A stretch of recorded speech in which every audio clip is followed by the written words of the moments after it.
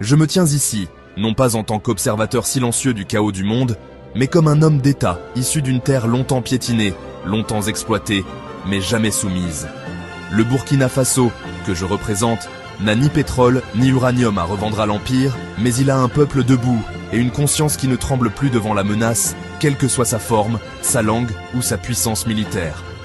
Ce que je dis ici, je le dis avec le poids de l'Afrique derrière moi, pas seulement celle des drapeaux, mais celle des peuples sans voix, que l'on convoque toujours après les bombardements, jamais avant les décisions. À Téhéran comme à Tel Aviv, l'histoire s'écrit en sang depuis des décennies.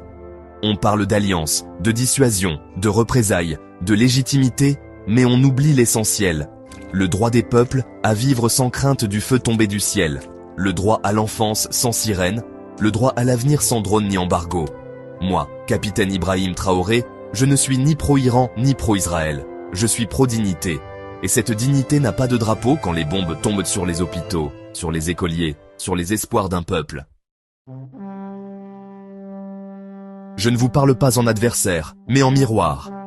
Car ce que vous vivez, à l'échelle du Proche-Orient, nous le vivons en Afrique sous d'autres formes. Nous aussi avons été divisés, armés contre nous-mêmes, endettés pour acheter la paix qu'on nous vend à crédit. Mais nous avons décidé de dire non. Non aux tutelles invisibles. Non aux guerres téléguidées. Non à cette diplomatie d'intérêt qui ignore l'humain. Et ce non, nous le disons sans peur, parce que nous n'avons plus rien à perdre, et tout à reconstruire. Je vous vois vous répondre par les armes, vous provoquer par missiles, vous menacer au nom de l'histoire, pendant que les innocents enterrent les leurs.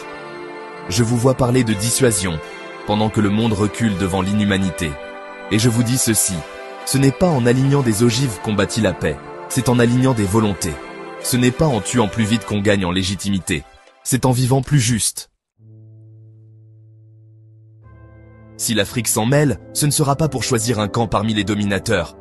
Ce sera pour rappeler au monde que la force brute a déjà échoué. Ce sera pour poser sur la table ce que vous avez oublié, l'humilité. Vous avez des armées, nous avons la mémoire. Vous avez des satellites, nous avons la souffrance accumulée. Vous parlez de sécurité, nous parlons de survie. Et cette différence-là fait que notre voix dérange, parce qu'elle n'a pas de prix. Vous ne pouvez pas la corrompre. Vous ne pouvez pas l'annuler par décret, ni la censurer par l'embargo. Je ne suis pas venu juger, mais réveiller. Vous pouvez continuer à alimenter vos conflits millénaires, en invoquant Dieu, en invoquant l'histoire, en invoquant la justice. Mais à la fin, ce seront toujours les peuples qui paieront. Et nous, en Afrique, nous ne voulons plus regarder ce spectacle en silence. Car le jour où le feu se répandra au-delà de vos frontières, il ne s'arrêtera pas aux cartes de l'ONU. Je vous tends une parole de paix, mais une paix sans hypocrisie, sans deux poids, deux mesures, sans calcul géostratégique. Une paix radicale, exigeante, à la hauteur du sang déjà versé. Et si ce discours dérange, c'est qu'il dit la vérité que les puissants n'aiment pas entendre. Je suis Ibrahim Traoré. Je suis jeune, noir et libre. Et dans ce monde, ces trois choses réunies sont déjà une révolution. Je ne cherche pas l'applaudissement de vos chancelleries, ni la bénédiction de vos alliances. Je cherche le respect. Pas celui qu'on arrache par la crainte, mais celui qu'on mérite par la droiture. Dans les yeux de chaque mère qui enterre un fils tombé dans un conflit qu'il n'a pas choisi, il y a une vérité que vos services diplomatiques n'oseront jamais écrire. Cette vérité, c'est que les peuples ne veulent pas la guerre. Ce sont les élites qui la provoquent. Les peuples veulent vivre, travailler, nourrir, rêver, aimer. Ce sont les États qui transforment leurs angoisses en missiles. Ce sont les calculs politiques qui font du sang une stratégie et de la souffrance un agenda. Vous parlez de droit à l'autodéfense. Nous parlons de droit à l'existence.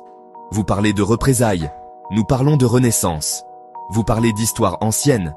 Nous parlons de présent brûlant. Car le présent vous échappe. Il glisse entre vos doigts pendant que vous vous accrochez aux drapeaux, aux mythes, aux frontières tracées par d'autres. Pendant que vous reconstituez des empires imaginaires, le monde s'effondre. Le climat vous rappelle à l'ordre. Les peuples s'éveillent. L'Afrique ne mendie plus des faveurs, elle exige sa place, et nous ne la négocierons pas en silence. Certains se demandent ce que le Burkina Faso, modeste en taille, peut peut apporter à une table aussi grande? Et je leur réponds, l'essentiel. La parole libre, l'insolence du vrai, la loyauté envers les peuples et non envers les puissances. Nous avons appris à vivre sans appui, et c'est ce qui fait notre force. Ce n'est pas la grandeur de vos armées qui impressionne les peuples d'Afrique. Ce sont les convictions qu'on lit dans les yeux de ceux qui n'ont pas fléchi malgré l'humiliation, malgré les bases militaires, malgré la propagande. Nous ne voulons pas reproduire vos modèles, nous voulons les dépasser. Je regarde les représentants d'un monde qui vacille. Je vois des puissances nucléaires affaiblies par leur propre arrogance. Je vois des discours rodés et creux, vidés de sens par des années de duplicité diplomatique. Et je vous le dis sans détour, si vous continuez à choisir la domination au lieu du dialogue, la peur au lieu du respect, la terre brûlée au lieu du compromis, alors ce ne sera plus une question d'alliés ou d'ennemis. Ce sera une question d'extinction, car la guerre que vous nourrissez là-bas, dans cette zone explosive entre Téhéran et Tel Aviv, n'est pas une guerre locale. C'est une étincelle dans une poudrière mondiale. Et nous, peuple d'Afrique, savons ce qu'il en coûte quand la folie des autres se propage à nos frontières. Elle vient sous forme de réfugiés, de trafic d'armes, de sanctions injustes, de discours hypocrites à la tribune des Nations Unies. Alors oui, nous parlons, nous intervenons, nous dénonçons, non pas parce que nous nous croyons plus sages, mais parce que nous n'avons plus le luxe de nous taire. Je vous tends cette vérité comme un miroir, celui qui croit que sa douleur est unique, oublie celle des autres. Et celui qui croit que sa cause justifie tout, finit toujours par être jugé par l'histoire. Je ne vous demande pas de déposer les armes. Je vous demande d'écouter ce que vous avez cessé d'entendre, les cris de vos enfants, les silences. Que sa douleur est unique, oublie celle des autres. Et celui qui croit que sa cause justifie tout, finit toujours par être jugé par l'histoire. Je ne vous demande pas de déposer les armes. Je vous demande d'écouter ce que vous avez cessé d'entendre, les cris de vos enfants, les silences de vos vieillards, la fatigue de vos peuples.